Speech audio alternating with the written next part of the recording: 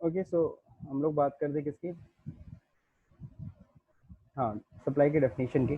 तो supply includes, अब चलिए यहाँ पे हम लोग आपको एक और चीज बता रहे हैं, इंक्लूड का मतलब क्या होता है। इंक्लूड में लॉ में थोड़ी सी डेफिनेशन को समझनी पड़ेगी आपको। इंक्लूड का मतलब ये होता है कि अभी तो ये सारी चीजें शामिल हैं, यहाँ पे कहीं भी सप्लाई मीन्स नहीं लिखा है, ये ध्यान रखिएगा। लॉ की इन सब लाइनों पे बड़ा ध्यान रखना पड़ता है। अगर सप्लाई इंक्लूड्स लिख दिया है इसका मतलब ये सारी चीजें शामिल हैं और कल को और भी चीजें हम शामिल कर सकते हैं। एग्जॉस्टिव डेफिनेशन इसको कहते हैं। एग्जॉस्टिव मतलब इसमें कोई मतलब ऐसा नहीं कि खत्म है, अभी और भी इसमें चीजें शामिल हो सकती हैं। और अगर यहाँ मीन्स लिख दिया होता है, सप्लाई मीन्स मतलब सप्लाई का मतलब बस इतने ही है पॉइंट्स, इसके अलावा कुछ और सप्लाई में नहीं आता है। अब याद देखिए, सप्लाई इंक्लूड सेल है, ट्रांसफर है, बार्टर है, एक्सचेंज है, लाइसेंस है, रेंटल है। अब लाइसेंस एक्सचेंज का मतलब और एक्सचेंज बार्टर तो मैंने आपको डिफरेंस समझा दिया था। जब सामान के बदले में कोई सामान दिया जाता है दैट इज कॉल्ड बार्टर। और जब हम एक्सचेंज की बात करते हैं कि कोई हम नया चीज़ खरीद रहे हैं उसके साथ ही साथ हम पुरानी कोई चीज़ एक्सचेंज कर रहे हैं, यानी कि उसके बदले हमारा कुछ प्राइस माइनस हो जा रहा है, that is called exchange value. मैंने एक एग्जांपल भी दिया, जैसे कि मैं अगर पुराना मोबाइल लेके मैं जा रहा हूँ नया मोबाइल में खरीद रहा हूँ, तो ऐसे में क्या होता है, नया मोबाइल का दाम सपोज 20,000 रुपये है और पुराने मोबाइल से 5,000 रुपये मेरा माइनस हो जा रहा है। दैट मीन्स मेरे को 15,000 ही देने पड़ रहे हैं। दैट इसी को हम लोग क्या कहते हैं, एक्सचेंज वैल्यू। अब है लाइसेंस की बात कर रहे हैं। आजकल आप सभी को पता है प्रोडक्ट का लाइसेंस हम दे रहे हैं। अगर हम किसी को अपना लाइसेंस दे रहे हैं ना, अपने बिजनेस करने का या किसी भी चीज़ का अगर हम लाइसेंस अगर सामने वाले को दे रहे हैं, उसको भी हम लोग क्या कहते हैं, वो भी सप्लाई है। अगर मैं किसी को लाइसेंस अगर दे रहा हूँ, फॉर एग्जाम्पल पार्ले जी, यहाँ पे गोरखपुर में भी पार्ले जी बिस्किट बनता है। अब यहाँ पे बालाजी ट्रेडर करके है। अब उसको पार्ले जी ने लाइसेंस दिया होगा तभी ना वो ये प्रोडक्ट बना रहा है। तो जब पार्ले जी ने उस लाइसेंस दिया होगा बालाजी ट्रेडर को, तो वो उसको क्या बोला जाएगा, उसको लाइसेंस ही बोलेंगे। ठीक है ना। और वो क्या है, वो सप्लाई है। अगर मैं आपको अगर किसी काम को करने का, भाई लाइसेंस का मतलब क्या होता है, लाइसेंस का मतलब सिंपल सा परमिशन होता है एक तरह का, है ना। हाँ, I I give you a permission to do something, किसी काम को करने का परमिशन मैं आपको दे रहा हूँ। ठीक। तो लाइसेंस अगर मैं आपको बांट रहा हूँ तो वो भी क्या है, एक तरह का, ओके। तो लाइसेंस अगर बांट रहा हूँ तो वो भी एक तरह का क्या है, वो भी एक सप्लाई में आएगी। अब बात करते हैं हम लोग किसकी, रेंटल की। What is the meaning of rental. Rental का मतलब क्या, अगर हम किराए पे अगर कोई भी सामान किसी को दे रहे हैं, किराए पे कोई मशीन, जैसे आजकल होता है ना भाड़े पे मशीनें दी जाती हैं, भाड़े पे बिल्डिंग्स दी जाती हैं, तो अगर रेंटल पे अगर मैं कोई भी चीज़ दे रहा हूँ दैट इज ऑल्सो सप्लाई। जैसे जितने मॉल वाले हैं, मॉल जैसे मान लीजिए आपने बलदेव प्लाजा में दुकान लिया, आप उसका रेंट दे रहे हो, तो एक तरीके से बलदेव प्लाजा ने आपको सप्लाई दी है ना। आप उसके बदले में आप रेंटल, या फिर सपोज करो आप कोई मशीन भाड़े पे ले रहे हो, तो सामने वाला आपको क्या दे रहा है, सप्लाई। लीज, लीज का मतलब क्या होता है, रेंटल और लीज काफी हद तक आपस में थोड़ा सा वो करते हैं, मतलब काफी हद तक रिलेटेड है। लीज शब्द का हम ज्यादातर प्रयोग तब करते हैं जब हम लॉन्ग टर्म रेंट पे कोई चीज ले रहे होते हैं। तो लॉन्ग टर्म रेंट पे अगर कोई चीज लेते हैं ऑन एग्रीमेंट, तो इसको हम कहते क्या है, लीज। लॉन्ग टर्म के लिए, शॉर्ट टर्म होता है हर महीना महीना देते हैं, उसको हम लोग रेंटल कहते हैं। तो अगर लीज पे भी अगर कोई, जैसे फॉर एग्जांपल लीज पे जमीनें दी जाती हैं, लीज पे मोटर व्हीकल भी दिए जाते हैं, बहुत सारी चीजें लीज की जाती हैं, जमीनें लीज पे दी जाती हैं, तो उसको क्या कहते हैं, दैट इज, अगर मैं आपको अगर सपोज करो आप ईंट के भट्ठे वाले हो, आप आपको ईंटें बनाने होते हैं, तो आप मेरे से जमीन लीज पे ले रहे हो, मैं आपको लीज पे जमीन अपनी दे रहा हूँ 10 साल के लिए, तो यहाँ पे इसको भी सप्लाई में शामिल किया जाएगा। डिस्पोजल, डिस्पोजल शब्द क्या होता है, नॉर्मली डिस्पोजल शब्द हम लोग डिस्पोज ग्लास, है ना, डिस्पोजल ग्लास शब्द यूज करते हैं ना, जो ग्लास पी के पानी फेंक दिया, उसको डिस्पोजल ग्लासेस बोलते हैं हम लोग। अब यहाँ पे डिस्पोजल मतलब क्या है, कोई भी डिस्पोजल एक्ट। चालान भी होता है ना? हाँ, डिस्पोजल चालान भी होता है ना? चालान तो एक अलग पॉइंट आ गया, चालान के लिए एक पॉइंट अलग है। कोई भी चीज डिस्पोज करना मतलब उसको खत्म करना, उसको नष्ट करना। डिस्पोजल मतलब सिंपल सा नष्ट करना। अगर हम, तुम्हारे पास जैसे फॉर एग्जांपल तुम्हारे पास कंप्यूटर है, लैपटॉप है, अब वो i3 है, पुराना हो गया, अब तुमको उसे चेंज करना है, उसको हटाना है अपने यहाँ से, तुम उसे डिस्पोज करोगे, उसको बेचोगे, उसको हटाओगे। तो डिस्पोज करना, अगर तुम अगर पुरानी कोई एसेट भी अपने कंपनी से या अपने बिजनेस से हटा रहे हो, उसको रिमूव कर रहे हो, उसको बेच रहे हो, चाहे कूड़े के दाम ही क्यों ना बेच रहे हो, उसको भी सप्लाई माना जाएगा। that is also included in supply. Sir तो ये क्या मतलब अगर हम अपने मान लीजिए शॉप हम पुराना पेपर भी बेच रहे हो तो भी सप्लाई होगा?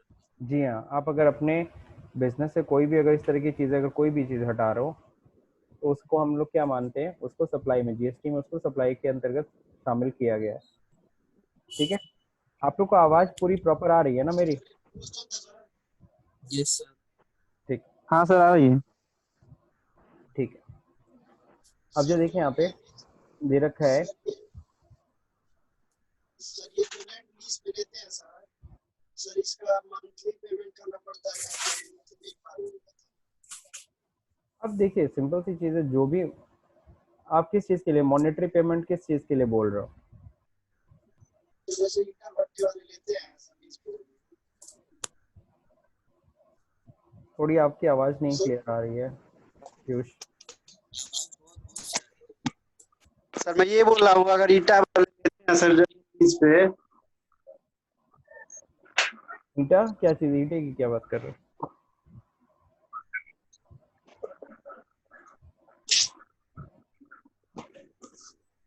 बोलो पीयूष फिर से। यस सर मैं ये पूछ रहा था जैसे ईटा भट्टे वाले सर लीज पे जमीन लेते हैं जो, हाँ, तो सर वो पेमेंट एक बार ही कर देते हैं या फिर मंथली करना पड़ता होगा? वो एनुअली इस तरह से पेमेंट करते हैं, एनुअली नॉर्मली पेमेंट करते हैं। कई बार होता है वन टाइम भी पेमेंट कर देते हैं, ऐसा कुछ नहीं, डिपेंड ऑन द एग्रीमेंट। लेकिन हाँ, लीज जो लीज दे रहा है और जो लीज पे ले रहा है उन दोनों के बीच के एग्रीमेंट के ऊपर डिपेंड करता है पेमेंट।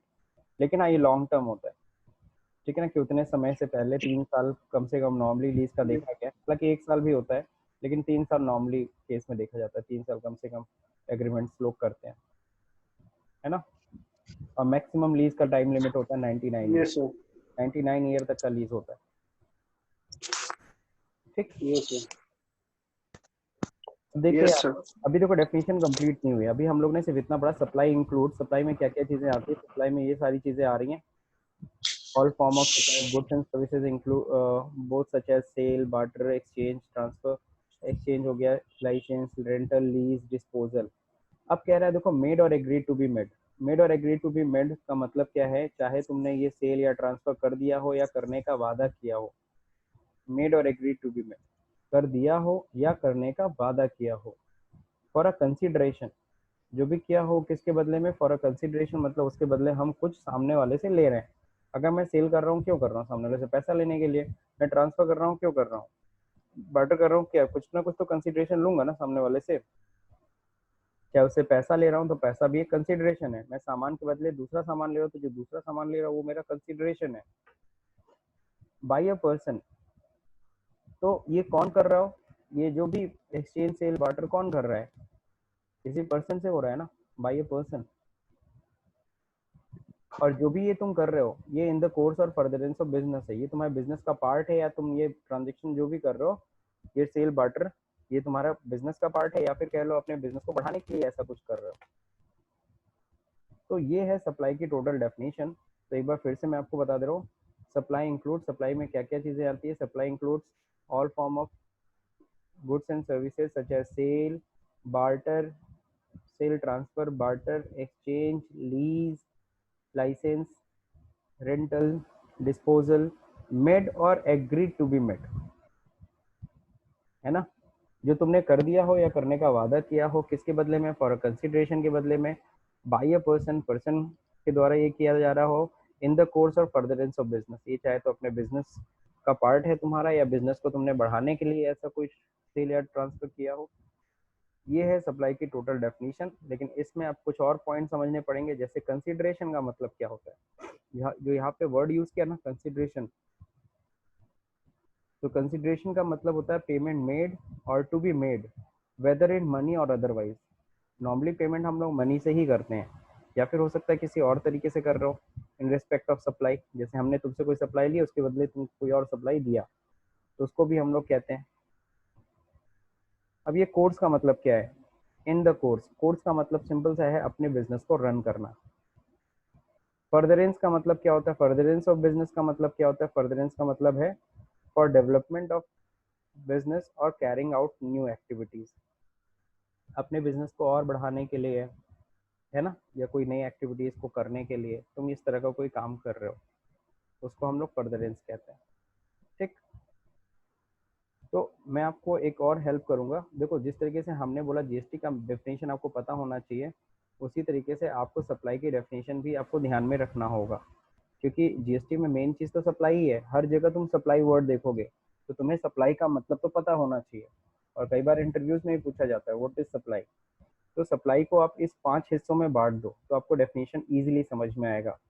जैसे सबसे पहला पार्ट, सप्लाई इंक्लूड्स, है ना। तो सप्लाई इंक्लूड्स क्या,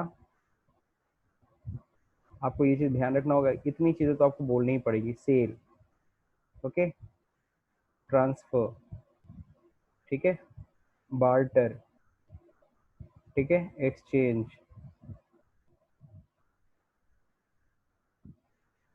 ठीक है, लीज, ओके, लीज हो गया, और क्या था, रेंटल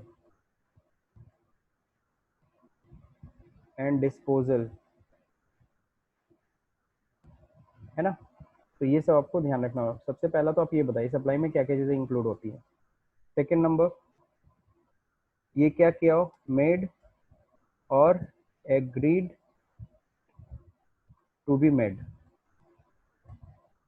ये दूसरा हिस्सा है डेफिनेशन का, यानी कि तुमने ये सेल बार्टर एक्सचेंज कर दिया हो या करने का वादा किया हो। तीसरा एक हिस्सा छूट क्या है? गया है, हाँ बोलो। लाइसेंस छोड़ दिए हैं। अरे सॉरी, ठीक ठीक ठीक, गुड, अब सही है। सब सही है। Made or agree to be made by a person, है ना, किसके द्वारा किया गया हो, बाय अ पर्सन। चौथा हिस्सा, फॉर अ कंसिडरेशन, सेल पहले फॉर अ कंसिडरेशन था ना, सॉरी, पहले फॉर अ कंसिडरेशन होगा, फॉर अ कंसिडरेशन, यानी जो भी ट्रांजेक्शन हो रहा है made or agree to be made for a consideration by a person, किसके द्वारा किया जा रहा होगा, बाय अ पर्सन। अब पांचवा हिस्सा इसका है, बाय अ पर्सन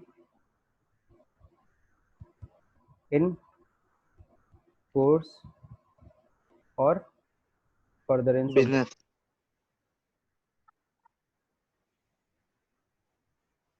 समझ में आया कि नहीं आया। हाँ सर।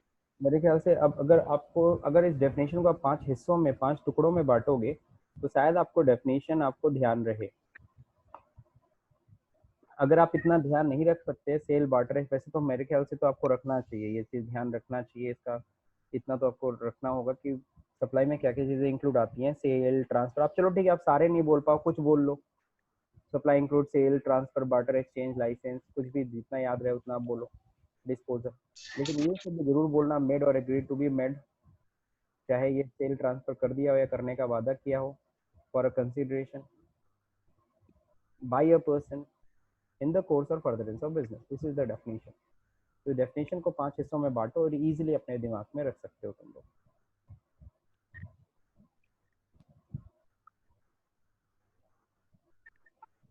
ओके, अब देखिए यहाँ पे कुछ एग्जांपल्स हैं, अब इसको जरा समझते हैं ये कि क्या आती है, कौन सी एक्टिविटी कहलाएगी। आप लोगों ने इतनी डेफिनेशन पढ़ ली सप्लाई की। Mister P raise an invoice, Mister P ने एक इनवाइस बनाया ₹1 लाख का for sale of computer to Mister Q. तो ये इन सभी में से क्या चीज कहलाएगी, सेल, बार्टर, क्या कहलाएगा ये। Sir sale sale, sale. Sir sale. हाँ सामने लिखा है। तो उसको मिटा दीजिए फिर तब मजा आएगा। यस सर, नहीं रहने यस सर, मिटा दीजिए सर। मिटाना सॉल्यूशन है, तो इधर साइड और कर उसको ब्लर कर दीजिए तब मजा आएगा, बता। हाँ सर, ये सही है। दो। अब बताओ, Mister R is the owner of a coffee machine. Mister R क्या है, कॉफी मशीन के ओनर हैं। he transfer the rights to operate the machine to Mister S. Mister R क्या कर रहे हैं, इस मशीन को ऑपरेट करने का राइट्स किसको दे रहा है, एस को, कि चलो ठीक है तो मशीन तुम यूज करो फॉर अ कंसिडरेशन 50,000, लेकिन मेरे को दे देना, ये मशीन मैं तुम्हें दे रहा हूँ यूज करने, 50,000 रुपये पर मंथ देना। ये किसका एग्जाम्पल है, सर रेंटल का। हाँ बिल्कुल सही, रेंटल है। ठीक है, दिखा भी रहा हूँ तुमको। ये रेंटल है कि ट्रांसफर है? ट्रांसफर। हाँ यहाँ पे एक शब्द यूज भी किया था, ही ट्रांसफर। ठीक है, फॉर द राइट, राइट सीधे ट्रांसफर कर दिया। अब बताइए, Mister R transferred the coffee machine to Mister S, है ना। मिस्टर आर ने इस बार किसको दिया, मिस्टर एस को, for demonstration purpose. After demonstration he will return the machine to Mister R. नहीं समझे, मिस्टर आर ने एस को बस चेक करने के लिए दिया। डेमोन्स्ट्रेशन समझते हो ना तुम लोग, डेमो देने के लिए, यस सर। सर डेमो देने के लिए दिया और फिर उसे वापस ले लिया। सर ये अब कुछ नहीं होगा। हाँ, नॉट अ सप्लाई, सप्लाई नहीं माना जाएगा, बिल्कुल। अब बताइए, Mister T supplied a laptop for ₹30,000 and Mister B supplied a mobile of the same value. यानी बेटर। लैपटॉप दिया sir barter system, sir barter. बिल्कुल सही। बेटर। बेटर। हाँ दादा, हो गया barter. Mister B supplied a LED TV for ₹40,000। Mister V ने क्या किया, एलईडी टीवी सप्लाई की 40,000 की to Mister W. In exchange of an old TV, the price of LED TV without exchange is 50,000। Exchange है, exchange. Exchange है sir. Exchange में ही आएगा, क्योंकि जाहिर सी बात है 50,000 की टीवी 40,000 में मिल रही है ना, 10,000 रुपये एक्सचेंज। कम हो हाँ गया। Sir. Good Microsoft Piyush good.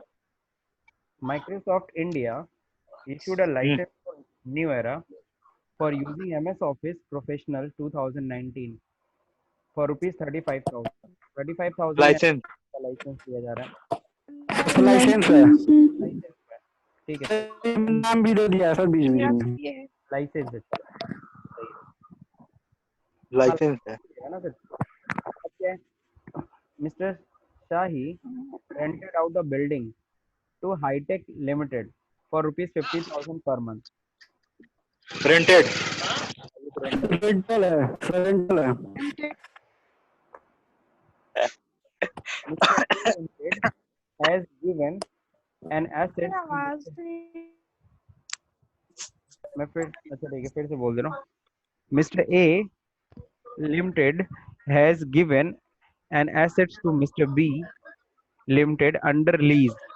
ये तो बोल ही दिया। Total lease payment is 80 lakh, तो क्लियर ही हो गया लीज है, क्यों। सर लीज है। Lease yes sir, yes sir. तो समझाएगा ही। Mister C Mr. C Limited sold its office building for ₹1 crore as the company is about to close down। यानी company close हो रही है, उसने अपना बिल्डिंग बेचा 1 करोड़ में। ये किस में आएगा, सेल है, सेल सेल डिस्पोजल है। डिस्पोजल। डिस्पोजल आएगा। Sale sir. डिस्पोजल क्लोज अपना बिजनेस डिस्पोजल सर हम बोले हैं। वही या बिस्तर बंद बांध के वही बेच, चीज है सर।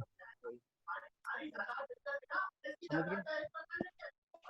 यस आज का टॉपिक, आज हम लोग ने सप्लाई की डेफिनेशन कंप्लीट तो नहीं की है, लेकिन हाँ सप्लाई का आधा हिस्सा पढ़ा है। देखो ये हम लोगों ने अभी सप्लाई इंक्लूड्स में पढ़ लिया, ए पॉइंट था ये, जिसमें हम सप्लाई का मतलब समझते हैं। और ध्यान रखना, सप्लाई इंक्लूड्स लिखा है, इसका मतलब क्या है, सप्लाई में इतनी चीजें हैं, कल को इसमें और भी चीजें चाहे तो गवर्नमेंट शामिल कर सकता है। अब हम लोग को बी पॉइंट कल पढ़ेंगे हम लोग, बी पॉइंट कल।